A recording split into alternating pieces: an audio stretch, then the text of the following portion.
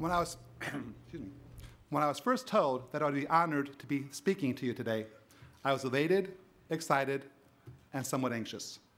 Commencement, a new beginning. On to the next chapter, if you will. Considering that this is the last mini-lecture of your Moravian College days, what possible words of wisdom could I provide? So, like any good marketer should, I decided to ask my audience, what is it that you would value hearing at this talk? I spoke to several of you about this with, I admit, some preconceived notions of what my research would reveal. I thought you would tell me to reminisce about your Moravian College journey. I thought that you might ask for some advice on how to best proceed in these turbulent times we are facing. Perhaps some perspective on the state of the world. Yet none of these topics were even mentioned as answers. To a person, the response you gave me when asked, what would you like to hear me talk about, was, well, just Dr. K, just give me a shout out. Oh, and don't be boring. Well, there are no guarantees in life, but I'll do my best. So now you're probably asking yourselves, okay, where's my shout out? Good question. But first, let's ask ourselves another question. What is it that we also desperately desire? What exactly is a shout out? In the common vernacular, a shout out is nothing more than one person recognizing and acknowledging someone else. Basically, it's saying, hey, thanks for being there. What is it about all this acknowledgement that is so powerful? In retrospect, I should not have been surprised to learn that all of you intuitively understand the power behind a shout-out. After all, in its simplest terms, the shout-out symbolizes the acknowledgement of a relationship. And in today's transaction-based world, we wisely recognize that it's time to get back to relationships. People are relationship-oriented by nature. We are social beings. Philosophers and business people thousands of years ago recognized the importance of relationships to maintain a just and robust society. Yet as the world expanded and our reach grew, it became difficult to maintain relationships. People instead became focused on the transaction because this was easier. It became easy to think of point of exchange rather than the person you're exchanging with. It can be all too easy to reduce customers to wallets, employees to IDs, constituents to votes. After all, there's an awful lot of them out there. Can't really form a relationship with everybody, can we? So, to the outside world, we begin to think of ourselves as part of the transaction. We reduce our abilities and who we are to a resume listing our demographics and past accomplishments.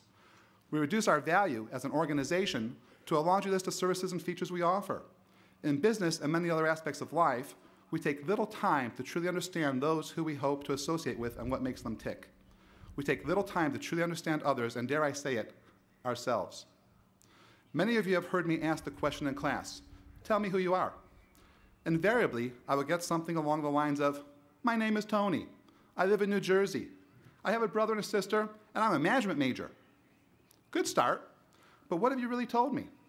When I probe further, I find that Tony is also an Eagle Scout and works for his dad in a landscaping business. Tony's dad hopes that Tony will one day take over the family business, but Tony would really like to go to law school first. Tony hates to tell anyone, but his heart isn't really in shrubs, but in performing, and he would one day like to manage a band and help bring his favorite style of music, grunge by the way, to the world. Allie, who thought that she was just a sister and part-time nanny, upon further exploration, reveals that she would like to work in a women's shelter because that is an issue close to her heart. She tells me that she has empathy and the ability to listen, as well as a strong moral and ethical core. She, too, wants to make a difference. Tony and Allie are now thinking of themselves as more than demographics. They are thinking of themselves in terms of value that they can provide and how others would benefit from this.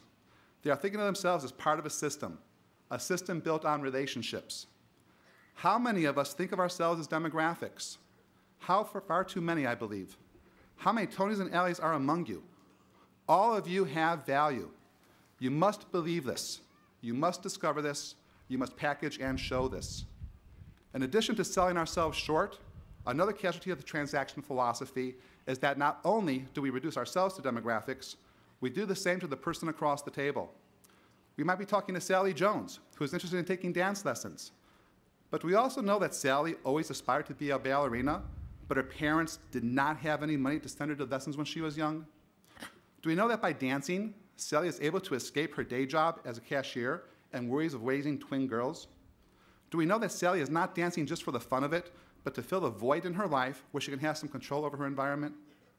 In business and in life, we expect loyalty from our customers, our audience. Yet why should Sally be loyal to you if you don't know anything about her desires? If you see the Sallys of your life as nothing more than a wallet, a job, a vote, do you really think they will care about you either? Don't kid yourself. Everybody wants to be recognized as individuals. The Tonys, Allies, and Sallys of the world all want their shout-outs. We want to be seen. We want to be listened to. We may not like the answers, but we do want to know that we have been respected and that we are valued. I'm not saying anything new. We all know this at a gut level, yet the question remains, we know this, but what are we to do? What exactly are we commencing today? I imagine that you, sitting here today, like me, are excited, elated, and somewhat anxious. Today we celebrate. Tomorrow we welcome and say, now what? There can be no denying it. You're on the next chapter of the journey in your personal life. Was Moravian College an experience you will never forget? Undoubtedly. Are you better prepared to discover and assert your role in the world than you were 4 years ago? Without doubt. Do you, like we all do, have questions about what your future holds? Most assuredly. And yet, I say this to you today. You have the answers inside of you. You always have. What may have gotten lost along the way was your belief in the answers. To borrow a page from my book, to truly succeed, you need to know who you are and believe in yourself. What is the role you will take in this world? What is the value you will offer? How does this align with those around you and the value they seek? The idea is quite simply, actually. Know yourself, know your audience. Believe in yourself, believe in your audience. Find your voice, find your audience. Your life is like a box of crayons. You have so many colors and so many ways to combine them that you truly have no limits to what you can create. The world is your drawing paper. Sometimes you'll not like what you drew, you'll crumple it up and throw it away. Other times, you may be so proud of it, you hang it on the refrigerator in your mind and hang on to it forever. Your education and your experience at Moravian College, and indeed your life, have prepared you for the next chapter in your story. You have the crayons in your box. When you encounter somebody at work who is upset and not pulling their weight on a team project, take out the crayon of your classmate who got sick or was otherwise indisposed the night before a major project was due. When you receive your 7th rejection letter for a job, pull out the crayon of when you were forced to withdraw from a course or had a class that you struggled with. Remember how you thought you might not graduate, yet you persevered and here you are today. When you're promoted and you think that there is too much to know and learn, pull out the crayon of when you didn't know a calculus theorem or an E-flat scale, but you successfully learned and ultimately mastered them. Remember all the crayons you carry in your box, the crayons of knowledge learned, the crayons of self-discovery acquired by leaving home and living in a new environment, the crayons of success and sometimes failure in the sporting arena, the crayons of leadership in and out of the classroom, the crayons of sharing of yourself and your thoughts, the crayons of knowledge gained, and most important, the crayons of developing and maintaining relationships. These crayons and others undiscovered will let you write and illustrate your life story. Yes, I would be lying to you today if I told you that life had no adversity. Of course it does. You know that. And yet I would also be lying to you if I led you to believe that adversity is insurmountable. It seldom is. You will have your ups and downs. We all do. But one thing I implore you to recall from this talk years hence. There is something exceptional within you. Your job is to discover and acknowledge what this is. In marketing terms, we would say you must discover and acknowledge what the core value you offer is. Be true to this. Realize how those about you benefit from what makes you exceptional. Understand and acknowledge your audience.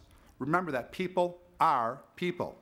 These are basic principles that have been around for as long as mankind. Go back to the basics and think of your relationships with your fellow travelers on life's journey. Give the world your shout-out. A shout-out is you telling the world, I have found my voice.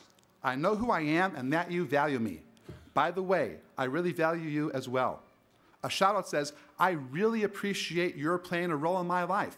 How can I help make yours better? A shout-out is like a bright, rising